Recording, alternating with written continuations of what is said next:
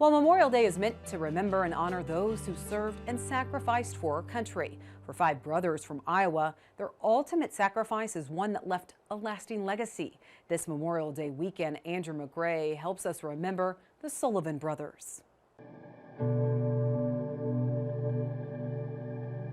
The Sullivan family lived on the north side of Waterloo, Iowa. When the Japanese attacked Pearl Harbor on December 7, 1941, the five Sullivan brothers decided they wanted to join the military. They decided that they wanted to enlist in the Navy, and so they enlisted all five of them as long as they could serve on the same ship.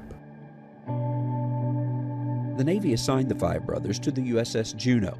Two of the brothers had previous experience in the Navy. The Juneau was a cruiser. It was a new ship. The Sullivans were part of the first crew on the ship. It seems that after all five had seen warfare together early in World War II, there may have been second thoughts about having the entire family aboard one ship. Perhaps they would ask to be separated when they made it back to port, but they never got that chance.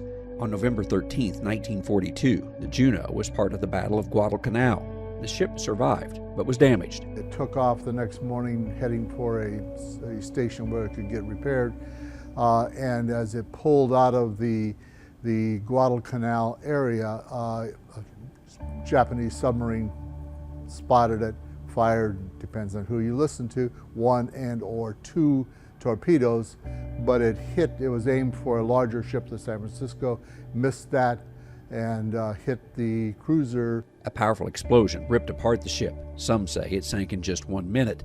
There were only 10 survivors found several days after the ship sank. None of the Sullivan brothers were among them. All five of the brothers were lost, the largest single family loss in American military history. The family was devastated by the news, but wanted to see good come from the story of their loss. We're going to do our part. We want to do something for the war effort, and the Navy came up with a plan to escort them around the nation to help sell bonds, to help with recruitment. The Sullivans' sacrifice also inspired citizens decades later, when local leaders decided to honor the veterans of the area through a place that would share their story.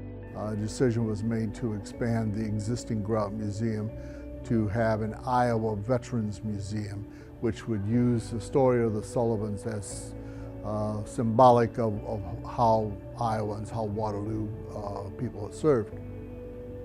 Although it's a story from 75 years in the past, it's still a story of the present.